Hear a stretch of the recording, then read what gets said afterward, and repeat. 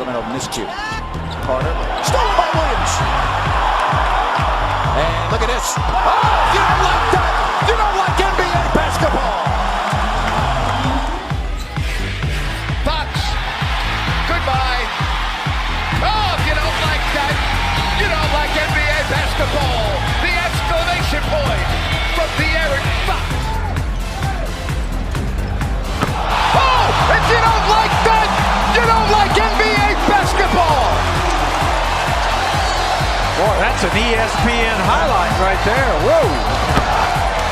Carlson comes in. How about this? Holy moly, Jim Bob Bowley. That is a major league smush.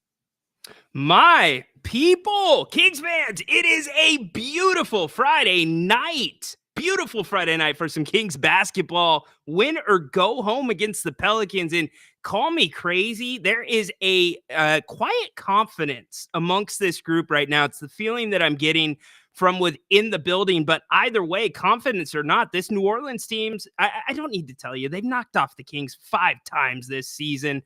But it's a new season, so that's the last time we're going to say this. I don't want to see it in the chat. If you're here at the Open, I see the names: Glenn, iPodicious, who else we got? Nurko, what up? Kitchen Handy, yeah, okay. So no more 5-0 references. What up, Max?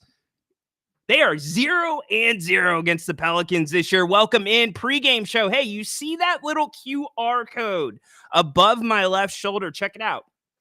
That is the auction we've told you guys about. There were some issues last night getting to the auction because it went live, but now it is fully up. It's been there for just about 24 hours now.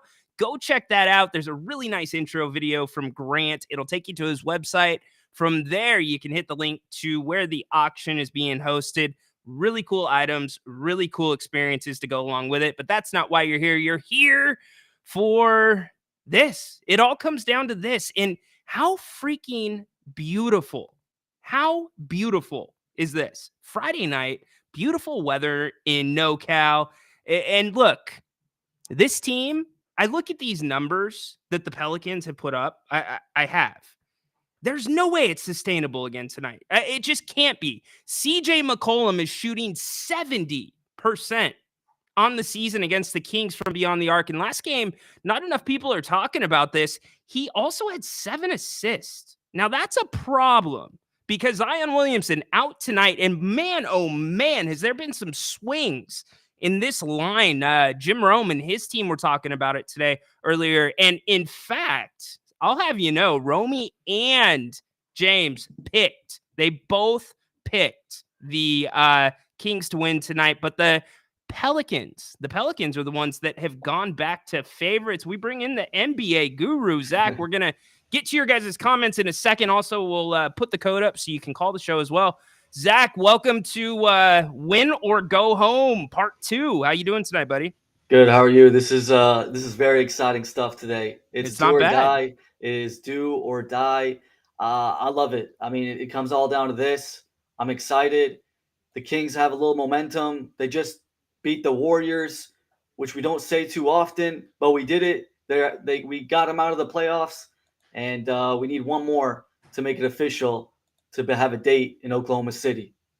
Yeah, a date that you got to think about the Thunder, and we're not going to even get into that yet, but the Thunder have got to be pulling for Oklahoma City tonight. I've got to think that. You look at the way the Kings have played them, they're going to have a lot of time off, but first the Kings got to get past the Pelicans tonight. To me, Zach, we were talking about it a little bit off the air. I didn't really mention it. And by the way, if you guys didn't already, get a chance to check out. There's actually probably not a lot of time now to check it out. We want you here.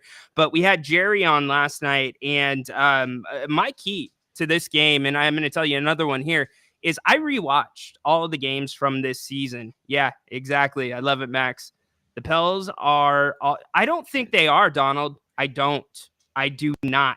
I think they're a little bit on the ropes, but that is up for debate. And I think that is exactly why the line fluctuated so much. I'll get back to my story in a second. Zach, the Kings opened at 1.5 point favorites. The Pelicans are now a 1.5 favorites tonight.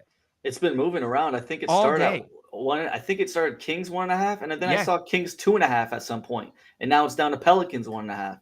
So it's moving around. A lot of money's going different places, but we'll see. I mean, it's honestly a toss up. I really do. It's going to be. I don't know. What do you think about the line? I think it tells me there's a lot of fluctuation, and I know it's not with the Kings because you don't have any Kings that are within that 8, 9, 10 group that's going to be in Mike Brown's rotation. It's the Pelicans where there's fluctuation, and to me, it's two players. It's Brandon Ingram. Zach, is he right? You know, he hasn't played well since he's come back. He's been a little bit inconsistent. And the second, he's not on the injury report, but Jose Alvarado.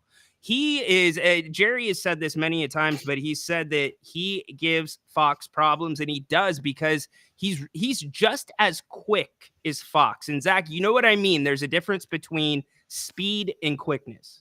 Yeah, Jose not on the injury report. They got a lot of different people to put on Fox. They got Jose for the quickness. They got the length and Herb Jones.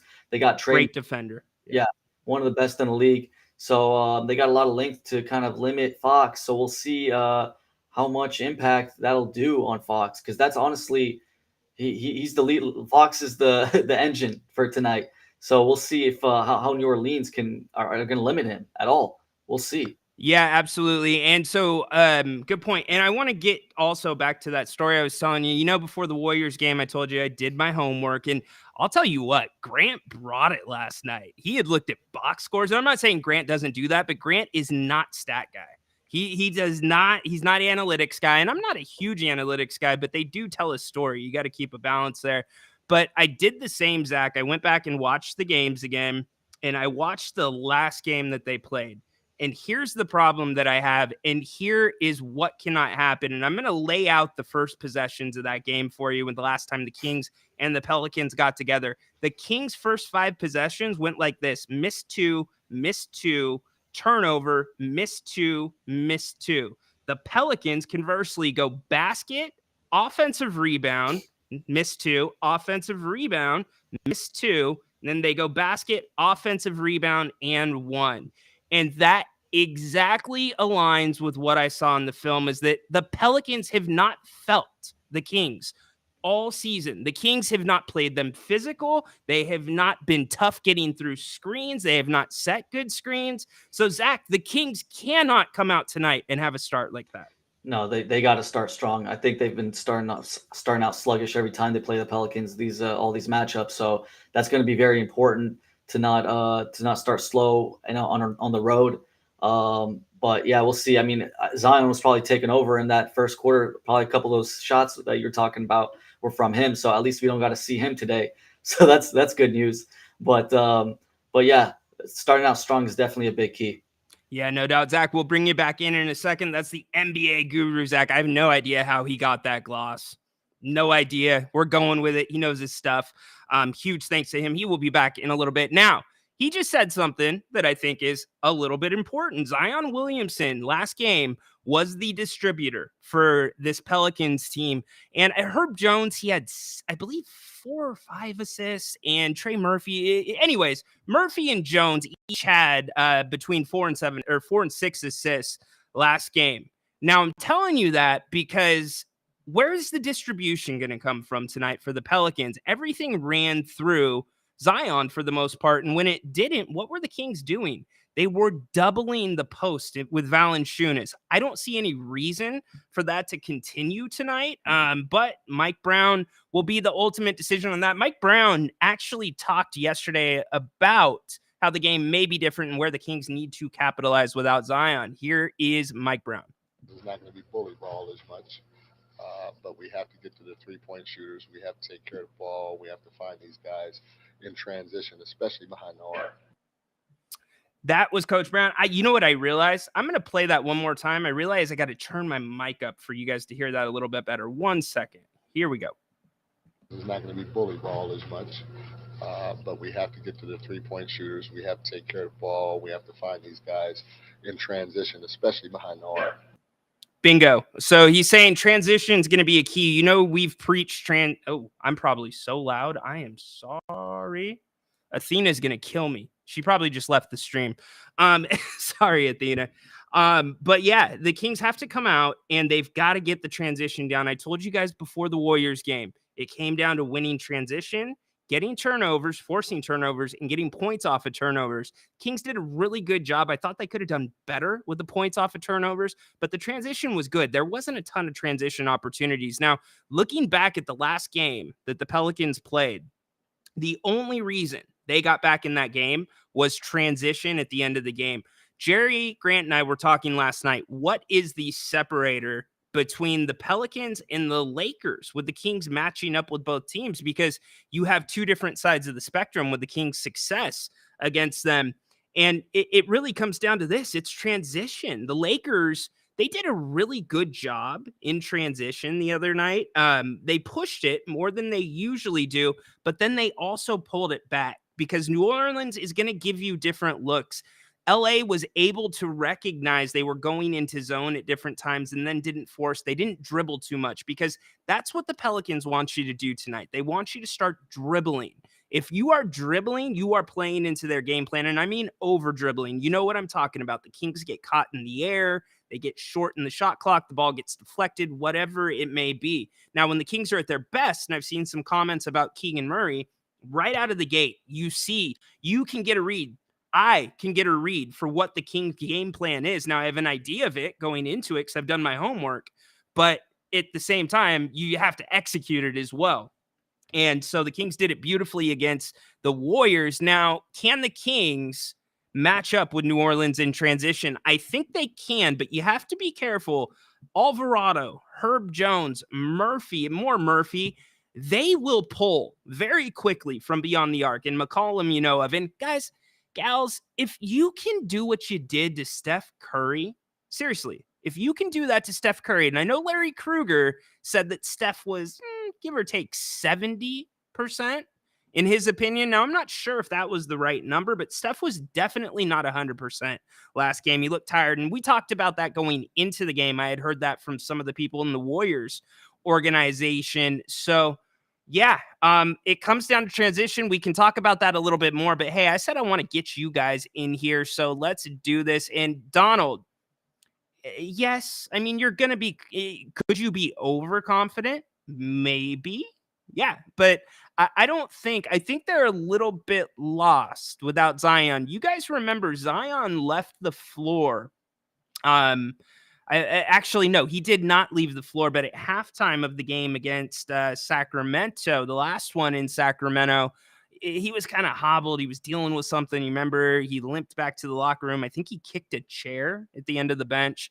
And you could see the Pelicans, when they came out, they weren't going through him as much as they were right off the bat in the third quarter. And their offense got a little bit, other than the wide open threes that they were getting. So the Kings got to be better about that. Will Murray be aggressive tonight? I hope so. Yeah, I do think Murray will be aggressive. Mike Brown just gushing about him and gushing about Keon Ellis. Now, that's kind of the wild card here. Let's call a spade a spade. The Kings hit their threes last game.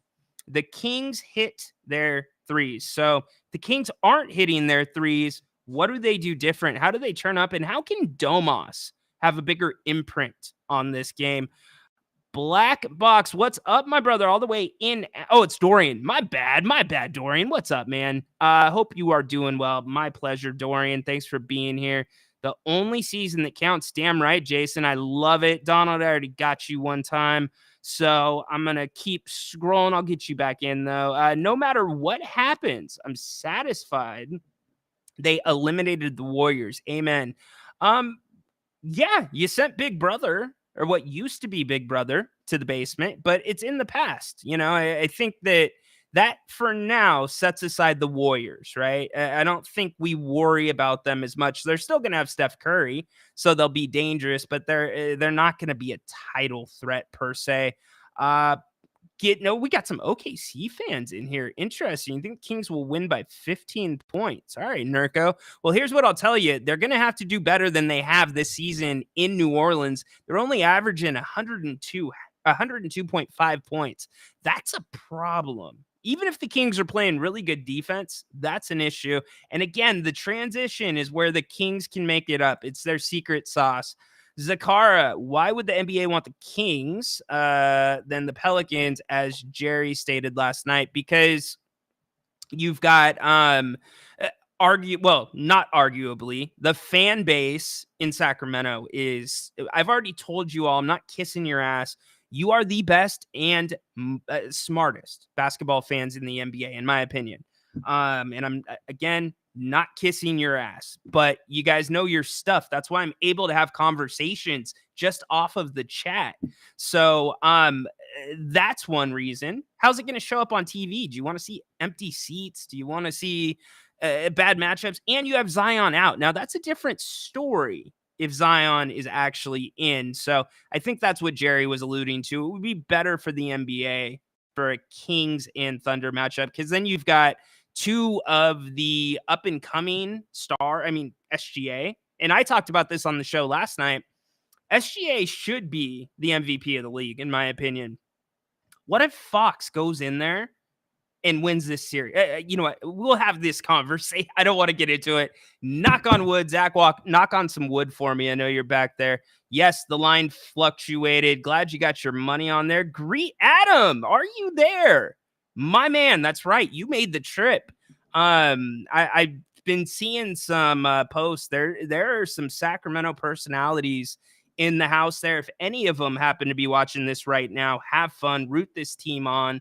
And, all of us are there in spirit with you guys and the team. It's Trey's turn to shine. No doubt, Donald, that is a great comment. We talked about it last night. Can Trey, he came back from injury, right? Comes back from injury, and he was excellent. And we were like, is this too good to be true? And, he slowed down a little bit, as you would expected. But, yeah, he's hit some shots here and there. His physical, he's been physical. He's been getting to the rim. He took a couple hard shots the other night. But, yes, I would love to see Lyles 3 go down. And remember, in the previous meetings, we got to think about this. If we're going to give the Pelicans shine for what they've done this season against the Kings, we've also got to kind of get on the Kings, because if I'm going to talk about probably their worst performances of the season, I would say 2 of the 5 are against New Orleans, at least. And that's not a conversation I want to have tonight, but you get my drift. Matthew, they look like a better team. Has it back against the wall. I agree with you. They do. And here's the thing. What have we harped on, whether it's been on the Kings court, whether it's been here? We've harped about Mike Brown's rotation, and it's not been his fault. You've had guys that have gotten injured. You've had bad matchups this season at times for the Kings. So sometimes Mike has to throw stuff at the wall to see what's going to stick. But for a guy like Davion Mitchell, for a guy like Keon Ellis, right? Two separate stories. Let's go Davion first. Davion, it's been one of those unwritten things that we hear all the time. And I've seen it in the chat. I've heard it from people around Davion. It's that he needs more minutes to get into the flow of the game, because at Baylor, he did play a lot, played in a completely different offense. There's a reason he was a first-round pick. But Davion knows those are his minutes now. Malik Monk's not breathing down his back. So that makes it a little bit different of a situation. Now, for Keon Ellis, who's going to replace Keon? Think about it. If at your job, if you got some hot shot behind you and you're not doing your job, you're going to be worried. You're going to be looking over your shoulder. But is Keon looking over his shoulder right now? No. And so in some ways, to me, it makes it easier for a guy like Keon Ellis to adjust into this. And if we want to be frank about it, if Malik Monk was going to go down, he went down at the right time, because it gave them some time to get minutes on the court together. It gave them some time to have some big wins, some big moments. It gave them some time to have some lows. So I really agree with what you're saying, Matthew. And we saw it the other night against Golden State. The question is, will we see it again tonight? Zach, are you seeing the same kind of things that I was just kind of talking about? The confidence, the swagger? Yeah, definitely. I think just beating the Warriors and getting that kind of monkey off the back a little bit, that's a huge confidence boost. And I'm pretty sure, I want to say they definitely had to pack their bags for 3 days, not just for one night. They must have packed for a couple days. That's got to be in their head a little bit, how they want to keep playing and keep playing in OKC. It's a close flight, but yeah, I agree. They've been their confidence. They have a little swag to them, and just killing the Warriors and being kind of, I know I was going to say the talk of the town a little bit here, but a lot of media has been talking about how the Warriors lost and their dynasty and all that stuff, but Kings still being in the talks in the media a little bit. So I think they're feeling pretty good about tonight. Yeah, I think they are too. Now, we're getting a couple questions. Jason saying Mike Brown's gotten out coached. He has. But Mike Brown talked about it before they got on the plane after practice to go to New Orleans. He said, look, we got to make quicker adjustments. And credit to Mike Brown, I think he did make some quicker adjustments. He definitely did in the first half against the Warriors. That challenge in the first quarter, the first 3 or 4 minutes it ended up being huge. It really did. We're undervaluing it. I mean, because they were both teams were trading baskets at the beginning of the game, Zach. Yeah, that was a good call by Mike. He definitely, it was nice for him to get it right and everything. I know Mike Brown hasn't been the best in challenges this year, but he made a good call on that one to start off the game. Yeah, no doubt. I want to get to this from Lau really quick. Sasha, I agree with Lau. Sasha is nowhere touching this rotation tonight. He is literally the break the glass in case of emergency if you get into foul trouble, or even worse if the ball just is not going in. Right. Yeah. I don't see him coming to the game at all unless, like you said, foul trouble, or it should be an 8-man rotation. I don't think anyone else is touching the court. They're going to go with what worked on Tuesday. Yes, they are. And Laos following up there. They have been a better defensive team. I'm not going to throw the numbers at them. You know them. Yeah, it's Keon Ellis. I mean, here's the thing. If you guys listen to the Kings Court, which if you've not checked it out, that is my daily podcast. And thank you if you are already subscribed. By the way, we've got some big things coming to the Kings Court, some changes. It's not going to be too much different, but the changes are because of all the support you guys have shown. Thank you very much. Give it a try if you have not. And if you just want to listen to one episode, if you're like, who's this Ryan dude? He's a loudmouth. Like, what's he doing with a microphone in front of him? Go listen to the deposition of Ryan in Sacktown. That'll give you a better idea about my why and what I'm doing up here. But the defense has been much better. We've talked about the ratings, Zach, that the Kings, I mean, what, second, third? They're right third up best there. since Yes. March 1st. Third best Exactly. since March 1st. Exactly. And Rich, it's a great point, my brother. Rich, I thought that was a little unfair the other day, dude. That was not cool of Grant, man, to put you on blast. You got a big trip coming up, and come on, Grant, I'm going to get on him for that. He's like, you could have gone to New Orleans, Rich. Yeah, we'll see. The defensive ratings have been really good, Zach, and it just comes down to, again, the physicality, because it's not so much what Keon does. It is a lot of what Keon does, but it's also the type of player that Keon is. You don't have to get him shots. There's no pressure to do that. You can focus on Keegan, and Keon shooting beyond 41%, I believe, from three-point crazy this season. So since he's been inserted to the rotation, so he's doing really well when he gets an open shot for the most part. But the thing to me that I think we need to focus on, let me get to this really quick. Frog, if the Kings would have beat the Pelicans once in the regular season, it wouldn't have mattered. Now it matters. This is true. Well, it might have mattered with the playing. Yeah, you're right. But getting back to what I was saying, Keon talked after the game, Zach, and we've talked about roles on this Kings team. We know Malik Monk's role. We know De'Aaron Fox's role. We know Domantas Sabonis's role. But outside of that, everything's been kind of up for grabs. Wouldn't you agree? Yeah.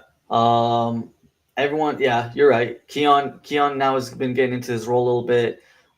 Harrison Barnes, he kind of knows his role a little bit, be more aggressive and take the threes when you can. And now Davion's kind of getting a little bit of a more time on the floor, so he kind of knows just play good D and make your threes. I mean, everyone kind of knows already their role a little bit in some sense. It's just being a stronger version of that role that they need to be. Yeah, it's a good point. And I think if you were to shoot Mike Brown with some truth serum, Zach, I think if you said, Mike, sit down and write down exactly what you want in a 2-guard outside of Michael Jordan and Kobe Bryant, for Mike Brown's system, Keon's pretty damn close. And what I think's cool about Keon, and I don't want to make this comparison. So, well, I want to be clear about making this comparison, Zach. I am not comparing him to this player as saying he is the next version of this, but it was really clear that Keon embraces, and I mean embraces his role right now. He loves it.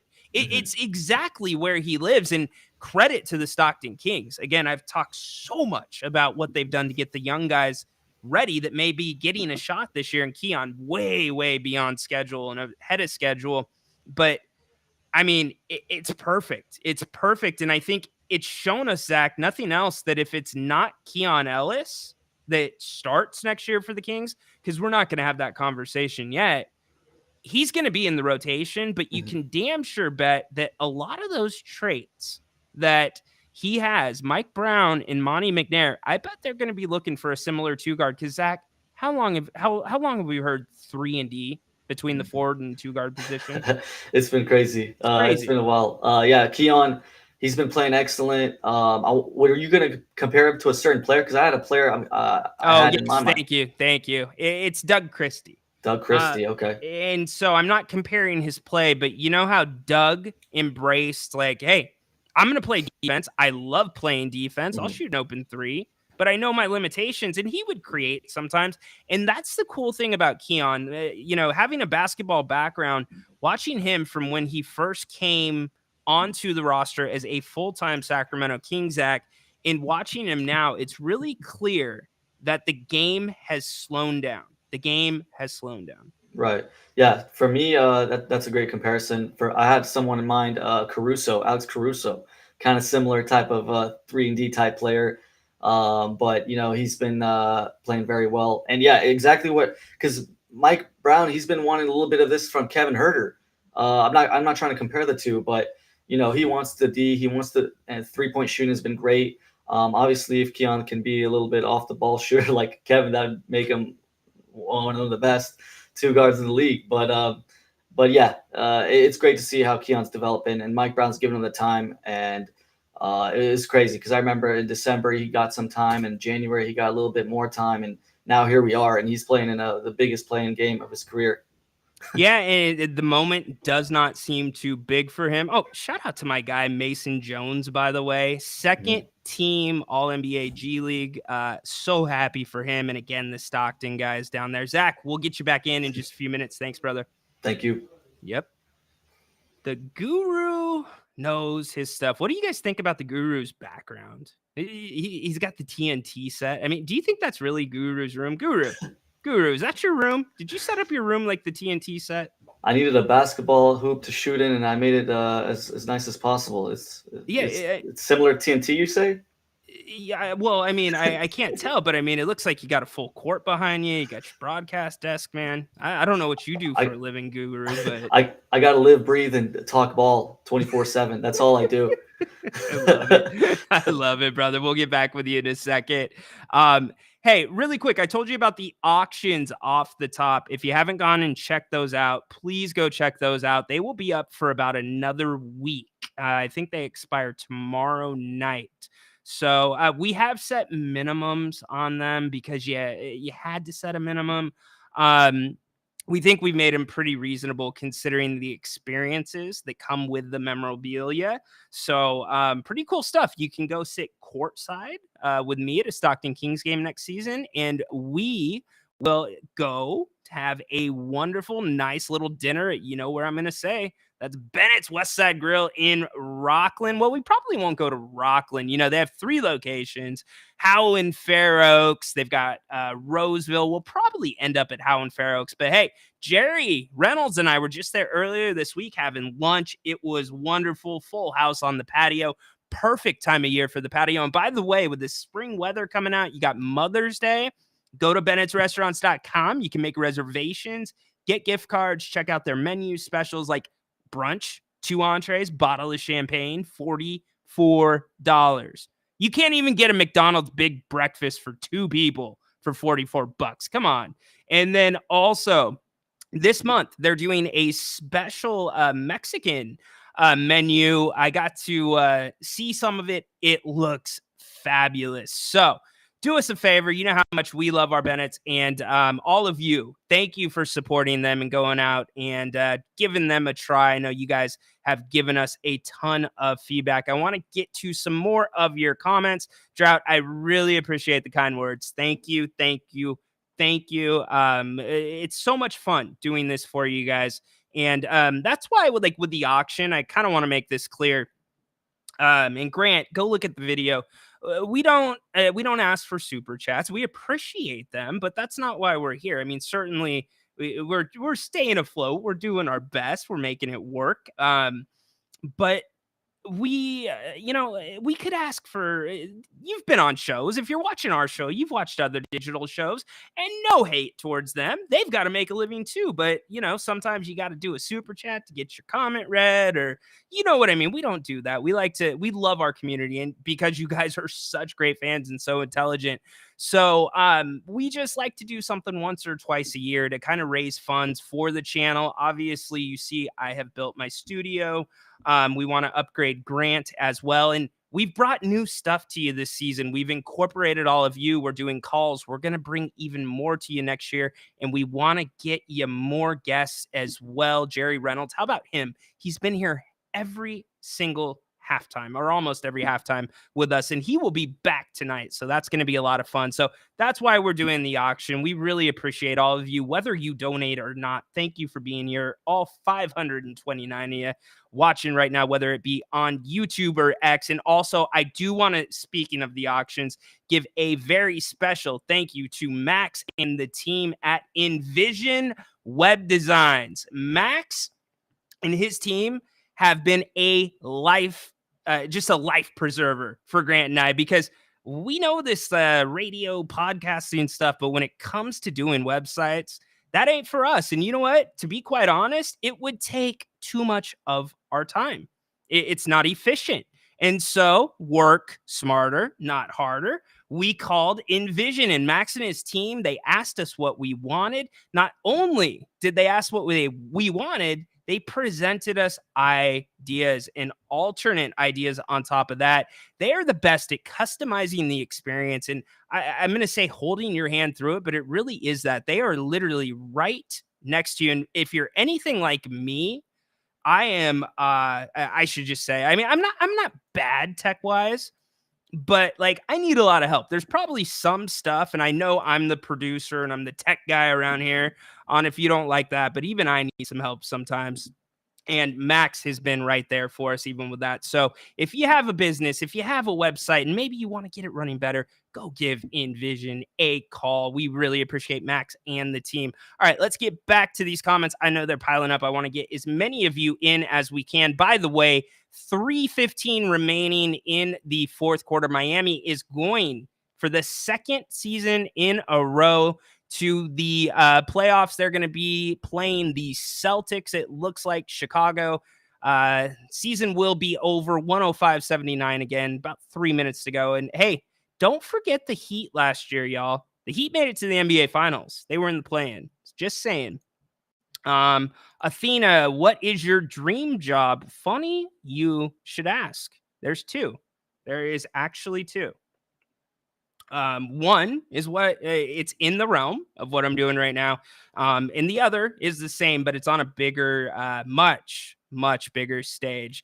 So I'm just having fun right now, Athena, but this is my job. This is what I do for a living now. And I love it. And it's because of all you and Grant. I can't tell you how much he has helped me out like you do for Stockton. Yeah. Covering a team. I'm doing it now. Donald, is Fox and Keon the best defensive backcourt when it comes to steals and putting the pressure on the ball?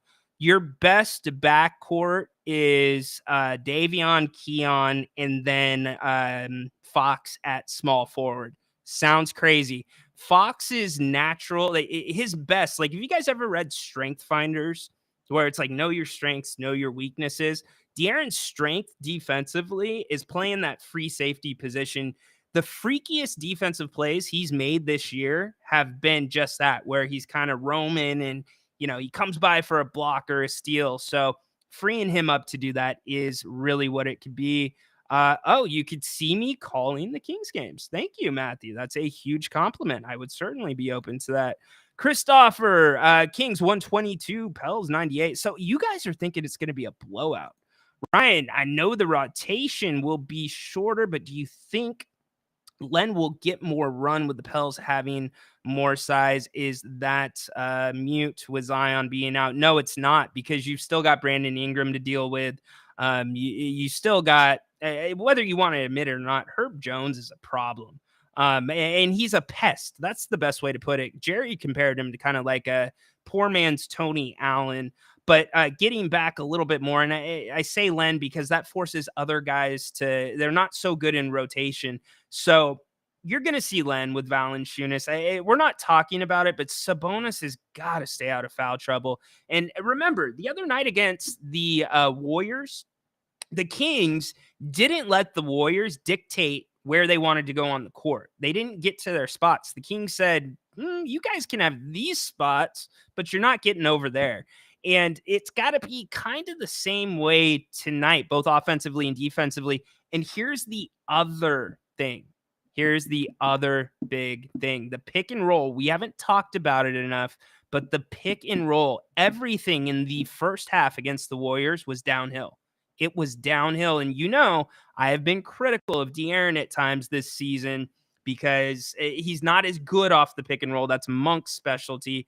But when he attacks, and it's not just him that was attacking off the pick and roll, it was the other guys. Keegan was in there. And that's the thing. The Kings game plan, I talked about it earlier last game, was brilliant. Brilliant. The way they started off, they had Keegan on Curry, and they had Fox on Draymond for the simple reason that when that screen action and that ball action happened, you then had the switch where Keegan would then be on Draymond, so you don't get the mismatches. So the Kings thought a step ahead, and I can't see any scenario where the Kings come out tonight and don't at least, like, if the Kings lose this game, it's going to be because the Pelicans beat them. I don't think the Kings are going to beat the Kings. It's going to be a good performance, and I just saw it. See, my man, leave it on the court. Absolutely. So to answer your question, how do you say that? Lawn Hawk. I love it. It is Len's going to be in there for sure. Love having excellent defensive games. Yeah, it's fun. Hey, I said it. If you guys, again, have been with the Kings court for a while, I think it was the New York Knicks game here in Sacramento. Said this is a throwback. I'm like, I feel like I'm watching 1994, 95 Kings basketball because it's fun. Even though the Kings stunk, they played hard. They left it on the court. And I think that would probably be the biggest objection of the fan base this season. We're going to keep getting to comments, but bring Zach back in. Zach, don't you think that's probably the biggest objection? It's not the losing, it's the manner in which they lose. Yeah, definitely. The manner when they lose, and they've just been just when they lose bad. That's the thing with this team for the Kings.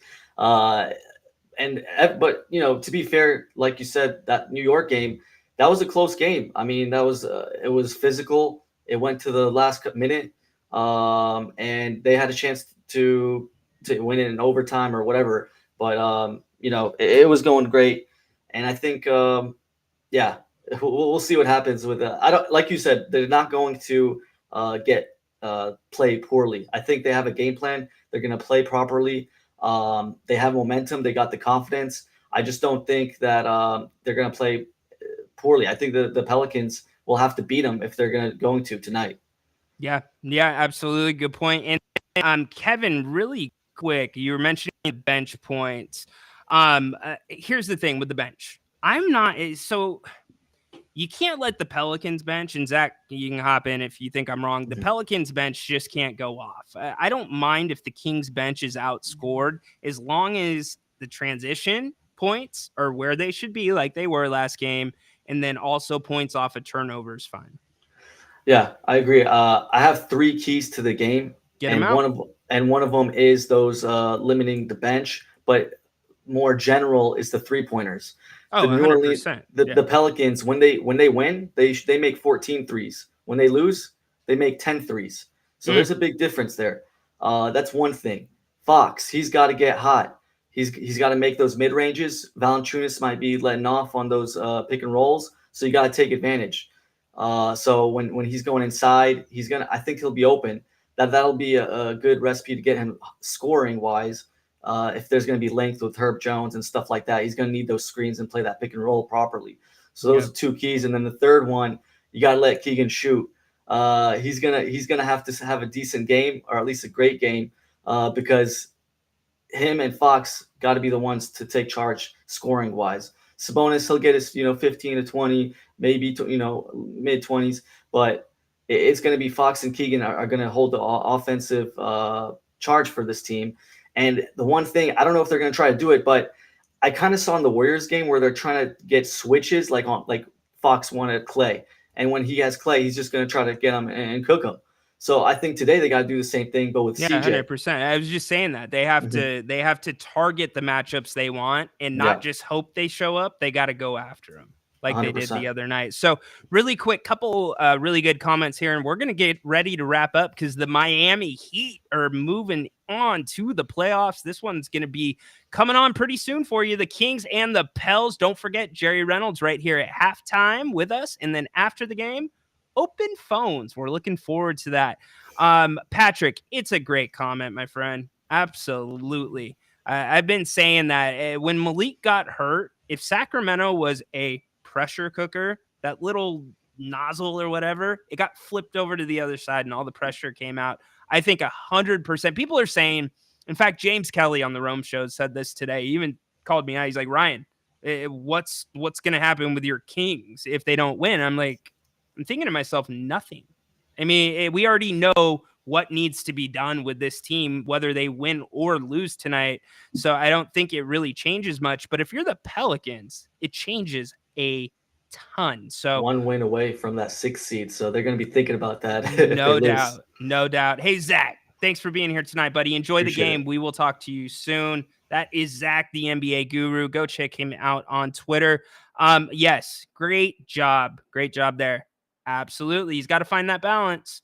He has settled against New Orleans. And by the way, I've said basketball IQ earlier in the show that the Kings, they have to recognize what the defense is giving them. And if it's not something that's really that fits in that time in the game, the Kings, they waste or they shoot the ball too quickly when they have big leads. And I get you want to keep the pressure going, but you also got to have that basketball IQ. So very good point. That needs to be all the Kings as well. And here's the ultimate question. What is going to happen tonight? I have not gone on the record with a pick quite yet. Here's what I'm going to say. I think the first 6 minutes of this game, and I said this in the Warriors game as well, the first 6 minutes is going to tell you what kind of game we're in for with Sacramento. You can tell what team is there that night, usually in that time period. Now, conversely, Brandon Ingram, I'm going to target him. If Mike Brown, while I don't agree with it, has it in his game plan anywhere to start doubling guys and doubling the post, it would be on Brandon Ingram if he starts hitting from the mid-range, but I don't recommend that. So let's get to the pick. If we are sitting here after the game, and we are talking about the Kings losing and losing in a disappointing way, I will be very surprised. In fact, I will be shocked. The Kings win this game.